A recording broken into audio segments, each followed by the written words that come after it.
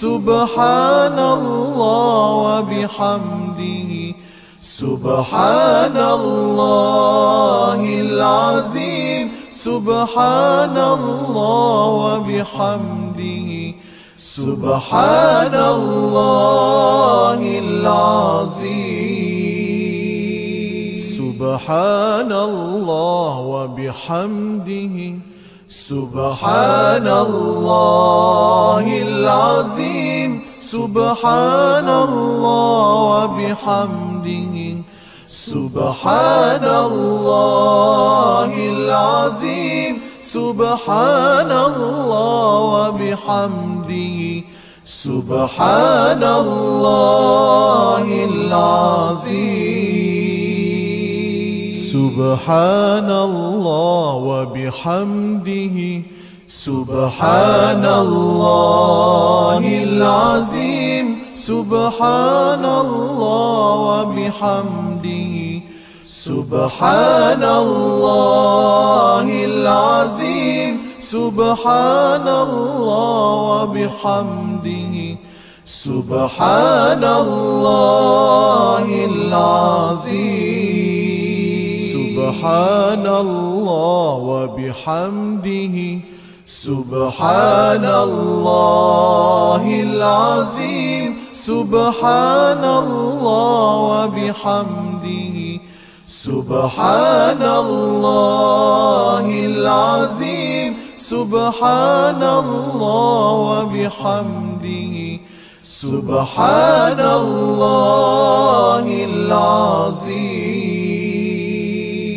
سبحان الله وبحمده سبحان الله العظيم سبحان الله وبحمده سبحان الله العظيم سبحان الله وبحمده سبحان الله العظيم سبحان الله وبحمده سبحان الله العظيم سبحان الله وبحمده سبحان الله العظيم سبحان الله وبحمده سبحان الله العظيم سبحان الله وبحمده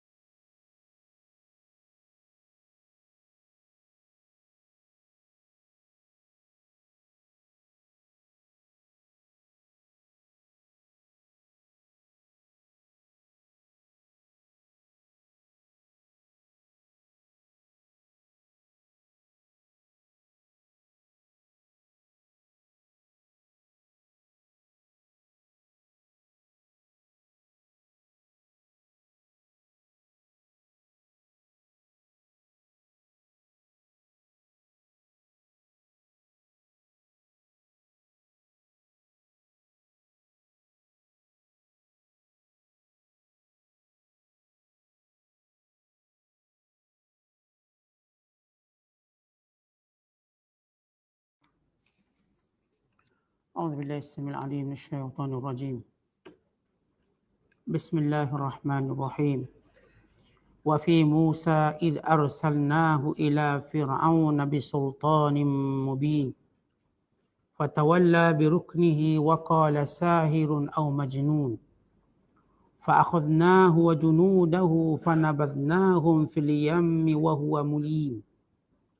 وفي عاد إذ أرسلنا عليهم الريح العقيم ما تذر من شيء أتت عليه إلا جعلته كالرميم وفي ثمود إذ قيل لهم تمتعوا حتى حين فعتوا عن أمر ربهم فأخذتهم الصاعقة وهم ينظرون فما استطاعوا من قيام وما كانوا منتصرين وقوم نوح من قبل إنهم كانوا قوما فاسقين والسماء بنيناها بأيد وإنا لموسعون والأرض فرشناها فنعم الماهدون ومن كل شيء خلقنا زوجين لعلكم تذكرون ففروا إلى الله إني لكم منه نذير مبين ولا تجعلوا مع الله إلها آخر إني لكم منه نذير مبين صدق الله العظيم.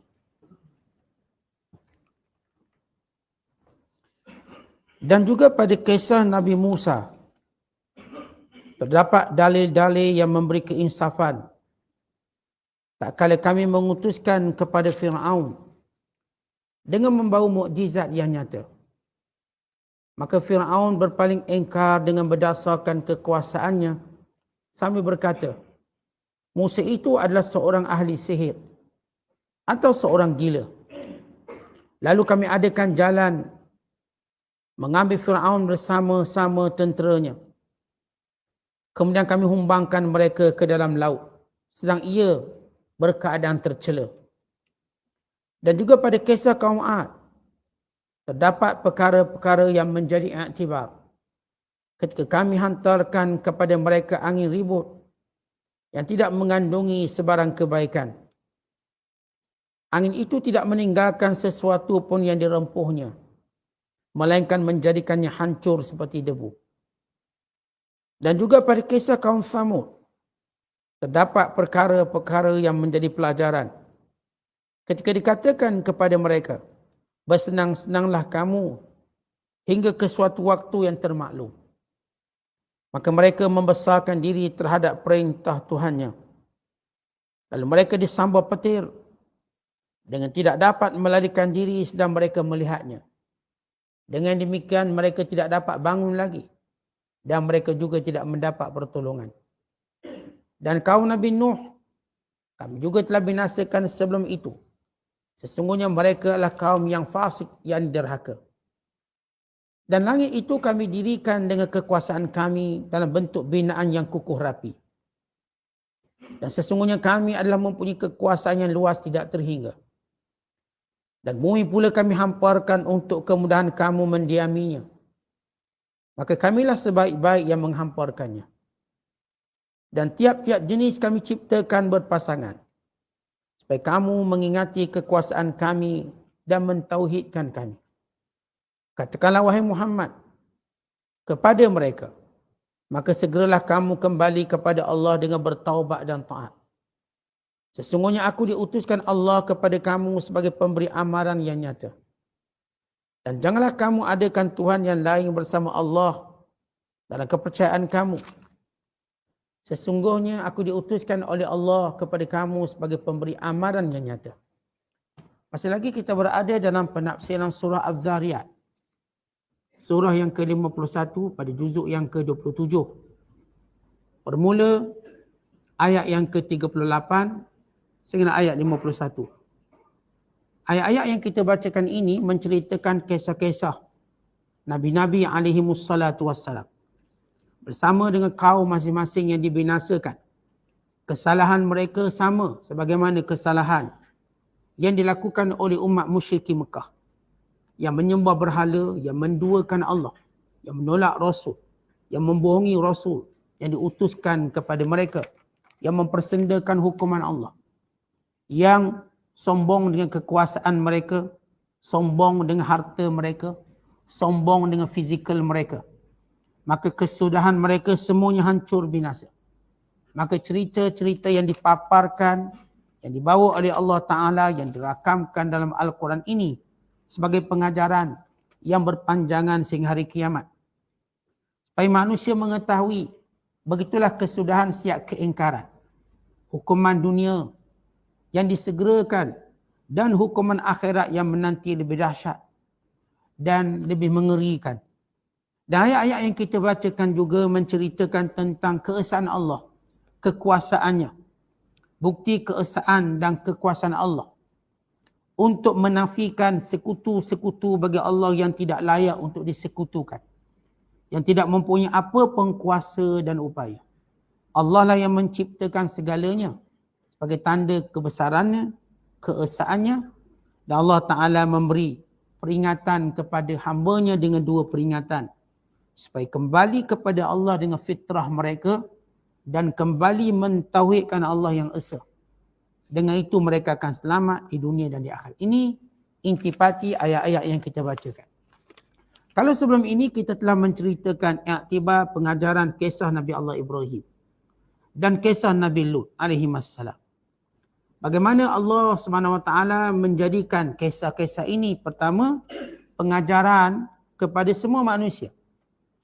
Yang kedua amaran kepada setiap yang mengingkar perintah Allah. Yang ketiga sebagai hiburan kepada Rasulullah SAW dan kepada orang beriman. Supaya Rasulullah SAW mengetahui dan orang beriman sekelilingnya mengetahui bahawa orang kafir, kesombongan mereka di dunia ini akan terhenti dengan azab Allah.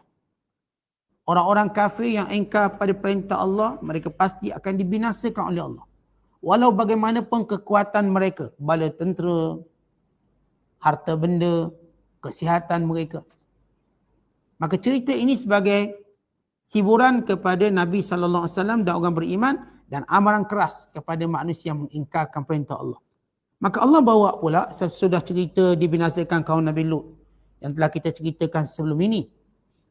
Maka Allah menceritakan kisah Nabi Allah Musa dan Fir'aun serta pengikut-pengikut Fir'aun yang dibinasakan. Dan kisah Nabi Allah Hud dan kaumnya Ad. Kisah Nabi Allah Saleh dan kaumnya Thamud. Dan kisah kaum Nabi Nuh. Bagaimana Allah menceritakan kisah mereka dan kebinasaan mereka. Kata Allah, wa fi Musa, dan pada kisah Nabi Allah Musa, id arsalnahu, ketika mana kami utuskan Musa ila Fir'aun, kepada Fir'aun, bisultanin mubin, membawa hujah-hujah dan mukjizat yang nyata. Yang Fir'aun tidak mampu menafikannya bahawa apa yang dibawa oleh Musa itu mukjizat yang tidak dapat dikalahkan oleh Fir'aun. Bahkan setiap kali mukjizat ini zahir di tangan Nabi Allah Musa, Fir'aun mengalah. Bahkan tidak punya kemampuan untuk melawannya, bahkan merayu pada Nabi Allah Musa supaya menghentikan mukjizat tersebut yang telah membinasakan negara Fir'aun. Kita dah sebut antara mukjizat Nabi Musa bukan sekadar tongkatnya semata-mata, bahkan mukjizat Nabi Allah Musa taufan yang melanda negara Mesir, kemarau yang melanda negara Mesir, katak, dan demikian juga belalang, demikian juga darah, dan lain-lain yang telah kita ceritakan 9 tanda kebesaran mukjizat Nabi Musa yang menundukkan Fir'aun dan bala tentera yang selama ini kesombongannya tak pernah dicabar. Yang selama ini kesombongannya tidak pernah orang cuba mengatasinya. Maka datang Musa, Rasulullah, yang dipandang rendah oleh Fir'aun, yang akhirnya dizahirkan pada tangan Nabi Allah Musa mukjizat yang pelbagai. Dan menyebabkan Fir'aun tidak punya helah untuk melawannya, melainkan dia menuduh Musa. Apa kata Allah?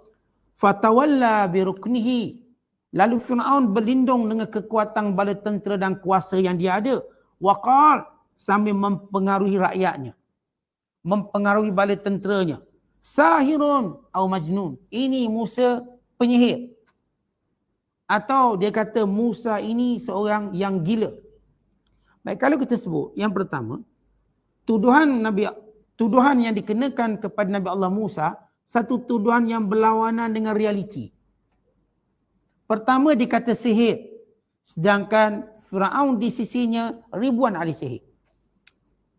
Yang kesemuanya dikalahkan Bahkan ahli sihir sendiri mengatakan ini bukan sihir. Kalau sihir boleh dipelajari, boleh ditandingi. Seluruh bala tentera ahli sihir Mesir dikalahkan oleh Nabi Allah Musa. Maka terbatallah tuduhannya sebagai ahli sihir. Yang kedua, gila. Tentang gila, satu tuduhan yang membodohkan rakyatnya sendiri. Artinya Fir'aun macam mana nak suruh rakyatnya, pengikut-pengikutnya menolak Musa. Maka kaedah mana-mana orang ada kuasa, mereka akan gunakan label. Pelabelan, tuduhan. Dan tuduhan ini digunakan dengan asas kekuatan bala tenteranya dan kekuasaan dia ada. Maka kalau kita hari ini menggunakan media, kita media lah. Media-media yang ada, sebarkan propaganda ini. Tapi propaganda yang mereka cuba sebarkan tentang Musa berlawanan dengan realiti, iaitu Musa gila. Baik, kalau gila, kenapa Fir'aun perlu takut dengan orang gila? Sejak bila sejarah dunia menyaksikan orang gila mengalahkan mana-mana raja atau mana-mana orang berkuasa? Tentang orang gila, dia tak boleh kalahkan orang normal. Bagaimana mungkin logik orang gila boleh mengalahkan satu kuasa? Kalau begitu, kita tengok orang gila kat Malaysia lah contohnya. Boleh tak orang gila ni dibuat parti gila satu dan jatuhkan pemerintah? Tak mungkin, mereka gila. Orang gila tak ada kekuasaan. Bercakap pun tak ada kekuatan, apatah lagi secara tindakan. Bukan orang gila ni senang untuk dikuasai mereka. Tak susah. Tapi bagaimana tuduhan ini bersifat propaganda? Kemuncak yang Fir'aun menganggap ini adalah suatu strategi paling baik, upaya strategi ini memakan tuan. Ini yang saya katakan projek membodohkan rakyat. Dengan mengatakan Musa itu gila. Adapun saya dah jawab tentang ahli sihir itu menyaksikan sendiri Musa itu bukan ahli sihir. Adapun kata bodoh, semua rakyat tahu bodoh tu macam gila tu macam mana. Tuan-tuan pun tahu gila macam mana. Tak payah belajar, ambil ijazah master untuk tahu mengenali orang gila. Tak payah. Kita tengok sekilas lalu dah tahu gila ni. Dah tahu. Semua orang tahu orang gila. Maklum. Cara bercakapnya tidak tersusun. Tak mandi. Orang gila mana mandi? Dan orang gila ni tak ada pengikut. Sejak bila budak orang gila ada pengikut? Orang gila bawa diri sendiri. Kita tuan-tuan pernah tengok orang gila 3-4 orang berjalan sekali, berjemaah. Tak ada orang gila dia jalan seorang. Sebab tu bagi dia gila. Kita, bila kita ni normal, kita berjalan berjemaah. Dan kerana itu Rasulullah menyebut jemaah ini rahmat. Tuan-tuan jalan 2-3 orang tak akan kata gila. Tuan-tuan jalan seorang, mungkin orang kata gila. Seorang. Kalau kita jalan 2-3 orang tak akan kata gila. Dan Nabi Allah Musa maklum. Mereka mengenali Nabi Allah Musa AS.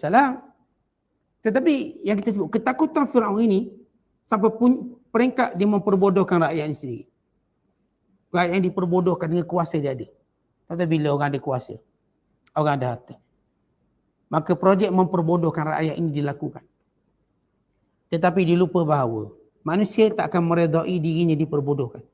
Kalau kita ni, kalau orang kata kita bodoh, kita marah tak? Semua orang marah. Walaupun memang dia bodoh, marah. Kalau orang kata kita bodoh, marah. Yang kalau secara akademik lah, dia periksa nombor last sekali, orang pun panggil dia bodoh, awak nombor last sekali. Pun dia marah. Tak mungkin orang redha dengan mana-mana orang cuba perbodohkan. Maka kemuncak rakyat Firaun ini diperbodohkan. Tuduhan-tuduhan ini yang saya katakan realitinya bertentangan sama sekali. Sehingga tak perlu jawab. Kerana benda itu maklum. Rakyatnya dah tahu. Kemudian kata Allah. Fa'akhadnahu. Lalu kami menghukumnya. Kami hukum Fir'aun. Wa junudahu. Dan bala tenteranya. Tuan-tuan manusia. Bila mereka mengingkari Allah Ta'ala, dengan apa yang mereka bawa sekali, Allah akan binasakan. Ini namanya Qarun. Qarun, dia sombong dengan Allah, dengan hartanya. Maka dengan harta-harta Allah binasakan. Ini Fir'aun. Sombongnya dengan bala tentera yang besar. Maka Fir'aun dengan bala tenteranya sekali hancur. Kerana Allah dalam secara sunnatullah akan binasakan hamba-hamba yang sombong dengan benda yang disombongkan sekali. Kata kita sombong, kalau kita sombong sebab apa? Oh, kita sombong sebab kita sihat. Maka dengan sihat-sihat sekali kita habis. Kita sombong sebab popular, pengikut ramai. Dengan pengikut-pengikut sekali, habis. Supaya lunyai segala kesombongan. Manusia kan bila dia sombong, ada benda dengan dia. Kita tak mungkin sombong dengan kosong. Kenapa sombong? Saja saya nak sombong. Tak mungkin. Saya sombong sebab apa? Sebab saya ada harta banyak. Saya sombong sebab apa? Sebab saya ada pengikut banyak. Saya sombong sebab apa? Sebab saya ada kuasa. Saya sombong sebab apa? Sebab saya ada anak ramai. Setiap kita akan sombong dengan benda yang dia ada. Tapi satu pelajaran yang keras. Allah akan binasakan orang yang sombong dan dengan benda yang dia ada yang disombong. Habis. Yang sombong dengan daya intelektual dia. Oh, saya profesor. Akhir gila macam tu. Atau bila air dia tergantuk. Gila. Dengan ilmu yang dia anggap dia seorang paling genius. Dengan dirinya sekali hancur. Kata Allah dah tunjuk benda ni. Tidak ada seorang pun yang sombong dengan berpaling dari Allah. Maka Allah binasakan dia dan dengan benda yang disombongkan. Maka kerana itu Allah berfirman, فَأَخَذْنَاهُ kami binasakan Fir'aun. وَجُنُودَهُ dan bala tenteranya. فَنَبَذْنَاهُمْ dengan cara kami humbangkan mereka semua. فِي الْيَمْ dalam lautan. وَهُوَ مُلِيمٌ dalam keadaan Fir'aun itu terhina. Baik, bila Allah menyebut perkataan yam. Yam maknanya laut. Laut juga disebut bahar atau bahrun atau bihar. Apa beza yam dengan bahrun? Tentang perkataan yam, laut, ialah di tempat yang di situ saja, di situ saja. Bukan kalau kita sebut laut mungkin dia bergerak ke laut sana tak. Ini di laut itu saja, tempat itu saja. Artinya bukanlah Fir'aun tadi dia hanyut ke laut lain, kat laut lain dia mati. Macam biasa orang lemas kat laut, dia akan dibawa arus pergi ke tempat-tempat lain. Kalau dia lemahnya kat sini, mungkin kat sana jumpa. Tetapi tentera Firaun di tempat itu dan di tempat itu dibinasakan. Setempat. Dibinasakan. Maka disebut perkataan yam. Dibinasakan Firaun dan bala tenteranya. Dia tak tunggu lama mereka untuk lemah, bergerak sana, tak. Terus kat situ juga mereka dibinasakan oleh Allah. Wa huwa mulim dalam keadaan Firaun paling hina. Kenapa Firaun paling hina? Kerana bala tenteranya tidak mampu menolongnya. Contoh bila kita tengok macam ni. Kalau dalam satu bala tentera, mereka kalah. Siapa yang rasa paling terhina? Ketuanya. Ketua rasa paling hina sekali. Sebab kalah. Orang akan suruh ketua letak jawatan kalau zaman sekarang lah ketua. Paling hina. Waktu mana kita tengok, kita belajar sejarah Perang Dunia Kedua. Hitler. Bila Hitler kalah dalam peperangan. Khususnya peperangannya dengan Rusia. Kalah teruk. Dia bukan kalah sebab tentera Rusia kuat. Sebab Jerman sudah salah strategik. Kerana negara Rusia ni negara yang luas dan iklimnya agak, kita katakan ekstrim, sejuknya. Yang tentera Jerman tak ada pengalaman dulu. Dengan jarak jauh Jerman mereka cuba nak tawang Rusia. Yang menyebabkan tenteranya mati disebabkan suhu sejuk yang melampau. Dan disebabkan jarak perjalanan yang jauh. Faktor kekalahan Jerman dengan Rusia lebih kerana faktor logistik. Kerana jauh sangat. Tapi nak tunjuk kuat. Akhirnya kemuncaknya kalah dalam Perang Dunia Kedua. Kata bila kalah, yang paling rasa terhina siapa? Hitler. Kerana itu dia bunuh diri dia. Dia rasa terhina. Maksudnya ialah, dalam organisasi, bila berlaku kekalahan dan sebagainya, yang paling rasa terhina ketuanya. Maka dalam tentera Firaun, ketuanya siapa? Firaun. Maka kekalahan yang Firaun lihat bagaimana tenteranya. Sebab Firaun ni tuan-tuan, dia tengok tentera dia dulu hancur. Sebelum dia hancur. Begitu Allah tambahkan kehinaan dia.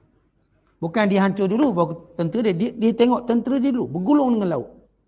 Dan dibinasakan. Akhirnya sampai gelerangnya. Bayangkan bila dibinasakan tenteranya, dah habis tak ada apa dah dia. Kemudian gelerangnya pula. Wa huwa mulim, dalam keadaan dia terhina, tercela. Kemudian Allah, bila dah habis kisah Fir'aun, secara ringkas. Bagaimana Fir'aun ini sombong dengan bala tenteranya, menuduh Musa dengan tuduhan yang berat. Dan Fir'aun ini yang kita dah baca kisah sebelum ini, mengaku Tuhan, menzalimi Bani Israel dan segala kejahatan-kejahatan yang banyak. Maka Allah Ta'ala mulakan dengan Fir'aun. Kenapa? Kerana Fir'aun ini, cerita Fir'aun, satu cerita yang paling banyak diulang oleh Allah dalam Quran berbanding kisah-kisah lain. Ini kerana untuk mengingatkan bangsa Yahudi nikmat yang pernah Allah berikan pada mereka, supaya mereka tak zalim sebagaimana mereka pernah rasa azab dizalimi. Dan memperingatkan kepada Yahudi juga, Yahudi dulu sampai hari ini, tentang bagaimana Allah boleh binasakan mereka sebagaimana dibinasakan Fir'aun. Dan oleh kerana tamadun Fir'aun ini yang kekal berbanding yang lain-lain. Atau kita tahu semua kesan-kesan peninggalan Fir'aun protected, terjaga. Mesir menganggap ia sebagai satu khazanah negara. Maka dia pelihara semua peninggalan Fir'aun. Semua. Daripada piramidnya, daripada apa yang berkait dengan Fir'aun je, semua dia disimpan. Sehingga dibuat satu muzium paling besar. Dia ada satu muzium di Mesir, dipanggil Mathaf Fir'aun di Ramses, yang menyimpan barang Fir'aun saja. Jarang tuan-tuan ada muzium simpan semua barang, hanya merujuk pada satu individu.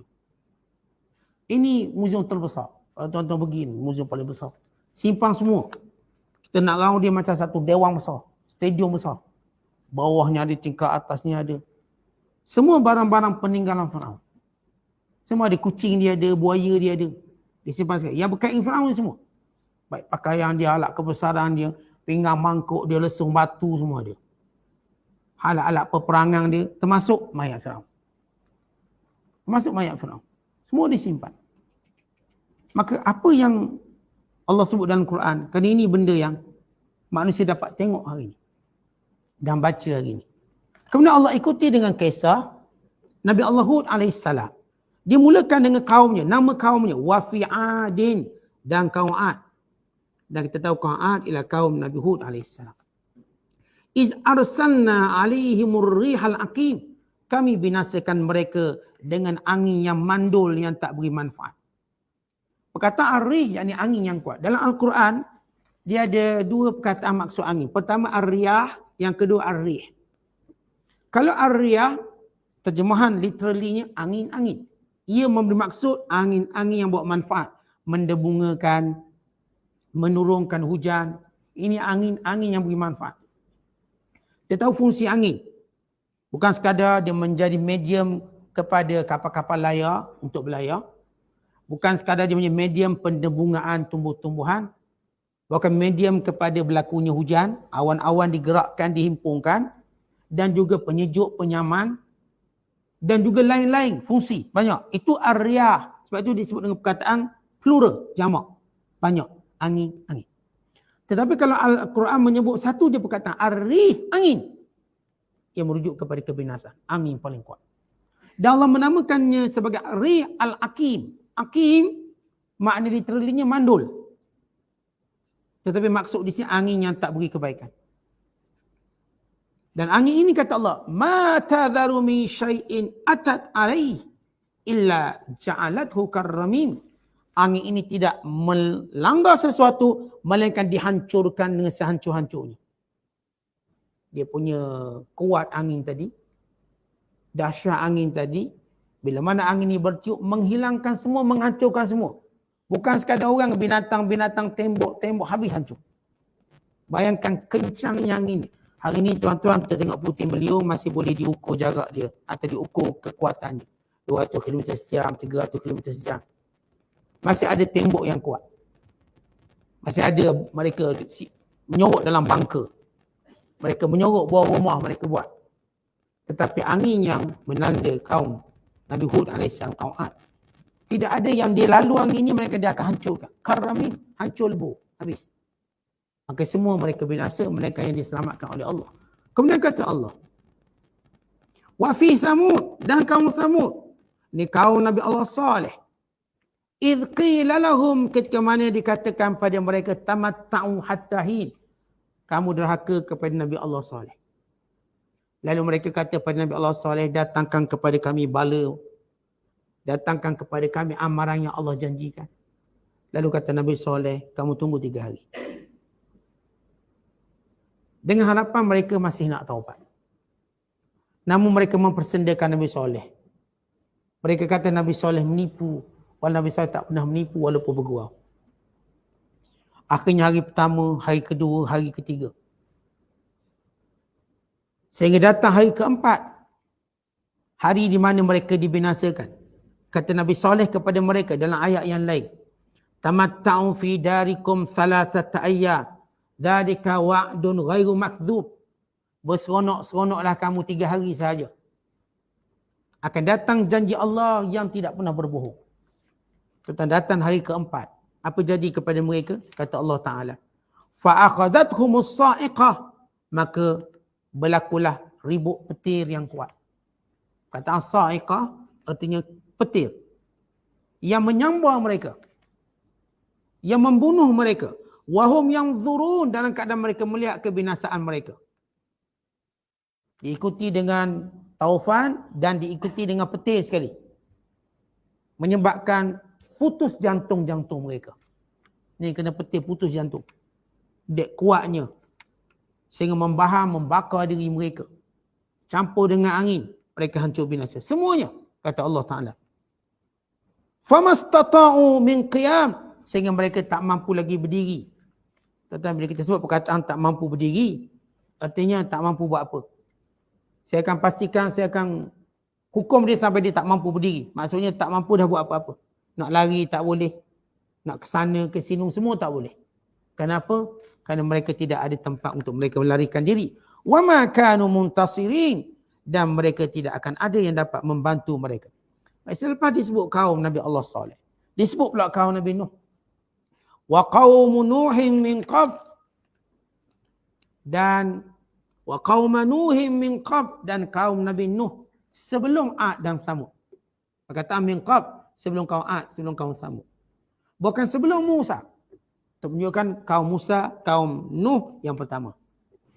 Sepakat ulama, kaum pertama yang Allah binasakan ialah kaum Nabi Nuh. Tapi kenapa disebut kemudian sekali? Disebut dulu Musa dan Fir'aun kerana dekat dengan bangsa Yahudi. Dan memang kisah Fir'aun dan Musa paling banyak. Dan surah dan Al-Quran paling banyak kisah Musa dan Fir'aun. Kerana merujuk kepada bangsa Yahudi, bangsa yang tidak pernah insaf. Dan nikmat yang banyak yang Allah berikan tak pernah mereka bersyukur. Dan kezaliman Fir'aun yang tak pernah mereka belajar dalam kehidupan mereka. Kemudian Allah ikuti dengan kaum Ad dan kaum Samud. Yang kedua kaum ini berjiran. Kerana Hud dan Saleh ialah Nabi daripada bangsa Arab. Yang dekat dengan musyrikin Mekah. Kerana musyrikin Mekah, bila mana mereka bergerak, sama ada mereka melalui Yaman atau mereka melalui Syam, mereka jumpa dengan kedua-dua kaum. Kesan-kesan peninggalan dua kaum ini. Dekat dengan mereka bangsa Arab. Dan yang ketiga disebut tentang Nabi Allah Nuh. Last kali. Untuk menceritakan sebagai golongan yang pertama yang Allah binasakan. Yang pertama dibinasakan kaum Nabi Nuh. Apa kata Allah? Wa qauma Nuh min qabl. Dan kaum Nabi Nuh sebelum itu. Innahum kanu qauman fasikin. Mereka kaum yang fasik. Apa maksud kaum yang fasik di sini? Kata para ulama, arti mereka kaum yang pertama melakukan kerosakan dengan menyembah berhala, menyekutukan Allah Subhanahu Wa Taala dan menentang rasul yang diutuskan kepada mereka. Maka Allah membinasakan mereka dengan taufan dan banjir yang besar sehingga menghancurkan kesemua keturunan mereka tidak hidup melainkan orang-orang yang berada dalam bahtera sahaja. Tetapi kalau kita lihat bagaimana Allah Ta'ala menjadikan unsur-unsur alam dalam membinasakan kaum. Ada 4 unsur yang terpenting dalam kehidupan kita. Iaitu tanah, air, udara dan api. Itu orang Melayu kita tahu benda tu. Kita kan ni petua lah. Jangan ikut petua ni. Cerita je. Bila dia orang pegang keris. Keris kan kita pun nak tengok. Ni api, air, tanah, udara. Api, air, tanah, udara. Nak tengok ni jenis apa. Oh, kita berhenti kat tanah. Oh, tanah ni sejuk. Boleh pegang senjata ni. Ni kalau kita last kali api ni tak boleh pegang. Pemanas ni. Panas. Tak boleh pegang keris ni. Oh ni pegang, oh angin, oh ni cepat. Ini cepat di angin. Itu dalam petua Melayu kita lah. Dalam unsur kejadian manusia dan elemen alam tak boleh daripada empat ni. Sama ada ia tanah, atau api, atau air, atau udara. Badan kita ni ada unsur-unsur tersebut. Bumi ni ada unsur-unsur tersebut. Maka keempat unsur-unsur ini Allah jadikan sebab untuk menghancurkan manusia. Baik kita tengok. Kalau sekiranya kaum Nabi Lut dibinasakan dengan apa? Unsur apa? Unsur tanah. Batu yang dibaling atas mereka. Batu yang diambil ataupun tanah atau batu daripada api neraka. Yang dikelilingi oleh api. Yang ada nama setiap batu tadi ada nama tulis Fulan bin Fulan. Unsur dibinasakan kaum Nabi Lut ialah tanah. Manakala kaum Nabi Allah Nuh AS dan Fir'aun, unsur yang membinasakan mereka air. Nuh banjir. Manakala Fir'aun ialah laut, air. Dibinasakan dengan unsur tersebut. Manakala kaum Ad, kaum Nabi Hud AS dibinasakan dengan hawa, dengan udara yang kuat. Angin yang kuat. Seperti beliau yang kita cerita. Lalu kat mana hancur? Manakala kaum Thamud dibinasakan oleh api, iaitu petir. Disambur petir. Sehingga putus jantung mereka. Baik, ini empat unsur alam, elemen alam, yang menjadi elemen kehancuran manusia. Allah datangkan azab. Bahkan itulah benda yang selalu kena pada manusia. Tuan-tuan baik, wa imma Allah turunkan banjir. Wa imma taufan. Wa imma kebakaran yang kita dengar, yang saya cerita kebakaran di Hawaii. Yang sebelum itu kebakaran teruk di Aljazair atau di Algeria. Kebakaran teruk di Amerika Syarikat. Yang melibatkan ratus ribu hektar. Tak boleh padam api. Sama juga kat Hawaii, tak boleh padam api. Satu perkampungan habis musnah. Habis kereta, rumah. Yang sehingga mereka terjun ke laut-laut untuk menyelamatkan diri. Ini api. Macam juga kita tengok di Filipina. Pinatubo, kalau tuan-tuan masih ingat, tahun 90-an. Hancur semua satu kampung. Empat elemen ini, elemen Allah suruh kita ambil iktibar. Kehancuran manusia semua yang tak mampu ditahan oleh bala tentera mereka, teknologi mereka, ilmu mereka habis. Tentang kita cerita manusia cerdik buat tu buat ni, tapi datang je elemen ini sebagai bala dan ujian Allah, kita pun angkat tangan belaka, surrender. Datang taufan, teknologi mana boleh alih taufan? Yang rasa cerdik, bijak, teknologi mana boleh alih taufan? Tuan-tuan, datang banjir, teknologi mana boleh alih banjir? Banyak mana orang buat longkang tu, longkang ni untuk alih banjir, alih-alih habis semua. Lagi teruk. Eropah pernah kena banjir teruk. Yang kita pernah tahun lepas di Pakistan, hanya 3 jam hujan yang turun. Membabitkan kerugian hampir 10 bilion dolar USD. Sejuta bangunan runtuh. Dek banjir yang hebat. Hanya 3 jam hujan turun. Dengan begitu lebat.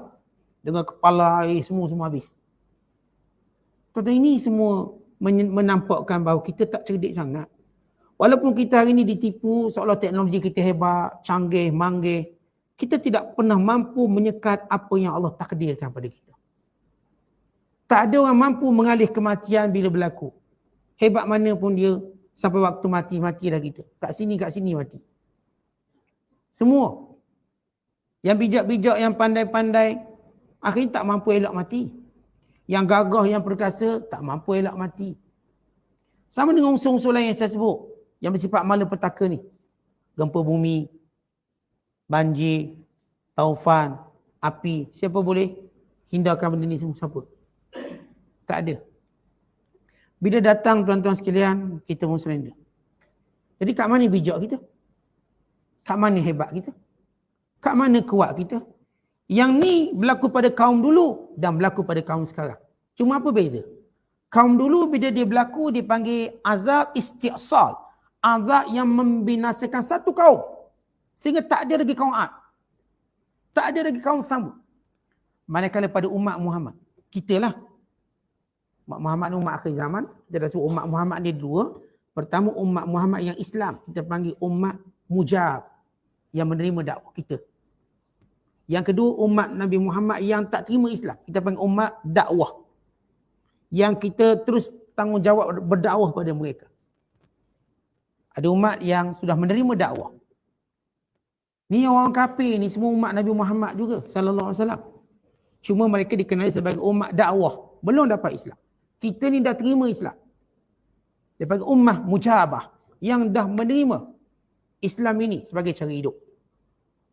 Jadi semua manusia hari ini ialah umat Nabi Muhammad SAW.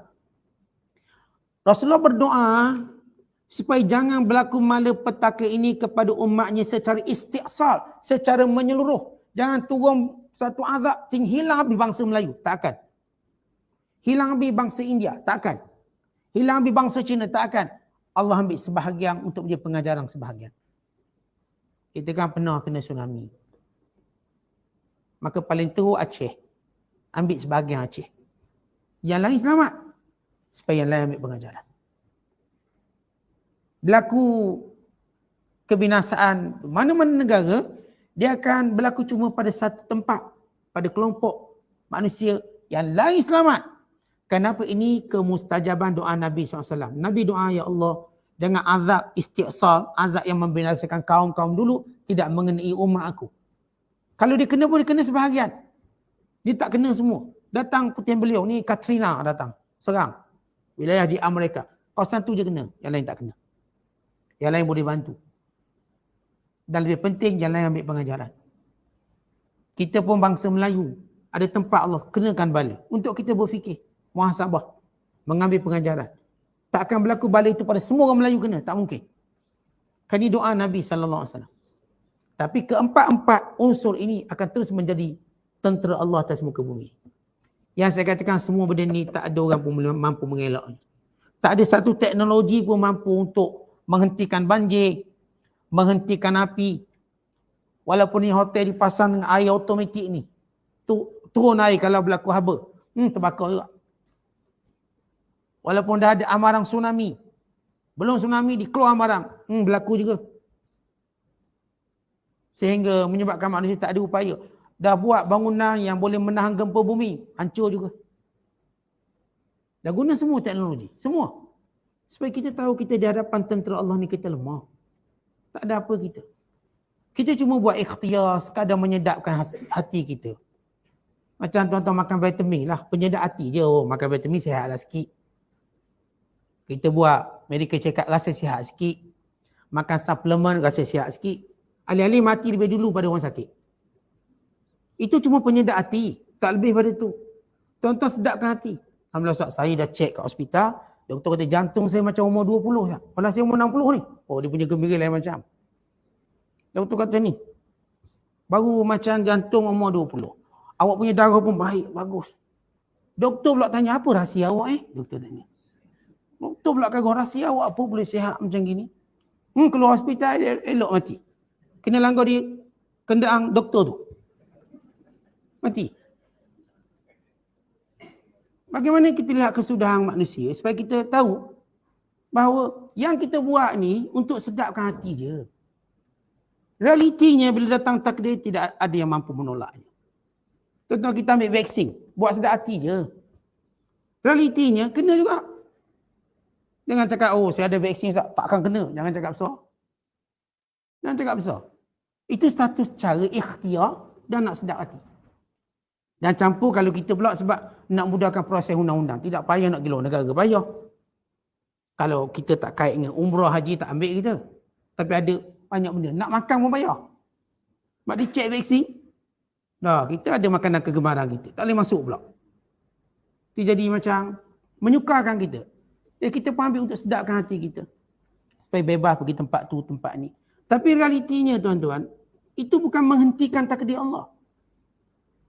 Dan itu tidak boleh mengalahkan apa yang Allah Ta'ala kehendaki pada kita.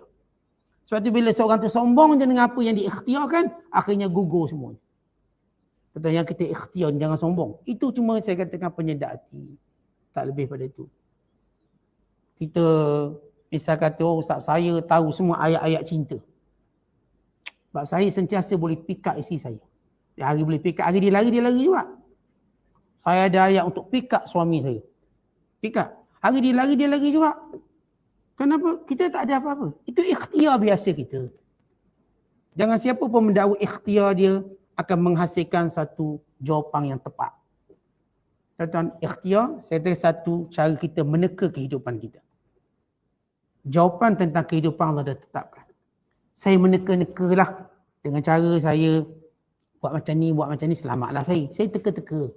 Akhirnya apa berlaku? Sebaliknya. Ikhtiarnya saya kata satu usaha untuk kita teka. Saya dah makan itu, makan ini, mudah tak kenalah sakit. Taklah demam, taklah batuk. Selamatlah perjalanan hidup. Itu saya cuma teka dengan ikhtiar saya. Apa yang berlaku, terpulang pada Allah. Tapi itu manusia diajar begitu. Ini kaum yang Allah Ta'ala menceritakan bagaimana kebinasaan mereka. Supaya kita beringat, mengambil pengajaran, tidak ada satu kaum pun atas dunia ini selamat daripada azab Allah kalau mereka menderhaka pada perintah Allah. Ini cuma cerita sedikit azab di dunia. Azab di akhirat lebih dahsyat kerana ia bersifat kekal. Azab kat dunia ni tuan-tuan, walau saya katakan hebat macam mana pun masih kecil dibanding azab akhirat. Maka rugilah orang-orang yang lawan Allah Ta'ala di dunia ini. Apa dia dapat? Kau nak seronok pun seronok sekejap je. Ni yang tak nak sembahyang, yang tak nak puasa, yang tak nak mematuhi perintah Allah. Kamu nak seronok lama mana kat dunia? Kelak kamu kembali pada Tuhan. Yang seronok tak tutup aurat. Lama mana nak seronok? Akhirnya kamu menzahirkan keaiban kamu sendiri. Ya, masih muda nampak lawa lah, tak tutup aurat. Dah tua, kepala dah tak tengah, macam burung belatuk. Masa tu nampak uduh gitu. Yang tak tutup aurat, nampak uduh. Takkan masa tu baru nak tutup. Itu belum cerita akhirat kelak. Jadi Allah Ta'ala beri ingatan pada kita. Berapa lama kita hidup kat dunia? Berapa lama kita nak berseronok kat dunia sedangkan kita akan kembali pada Allah. Dan tak pernah rugi pun kita taat Allah. Tuan-tuan, bila kita taat Allah, tak akan hilang makan minum kita, tak akan hilang rezeki kita. Sama je. Dapat makan, dapat minum, dapat harta, tak ada masalah apa. Maka ini syaitan yang cuba menakut-nakutkan kita. Kononnya dengan mentaati perintah Allah, maka kita tidak ada habuan dunia. Tuan-tuan, kalaulah Allah Ta'ala boleh beri kepada yang derhaka dan kafir, masakah Allah membiarkan orang yang beriman, yang taat, yang patuh pada Allah? Mereka Allah akan beri lebih baik daripada mereka. Wallahu a'lam. Assalamualaikum.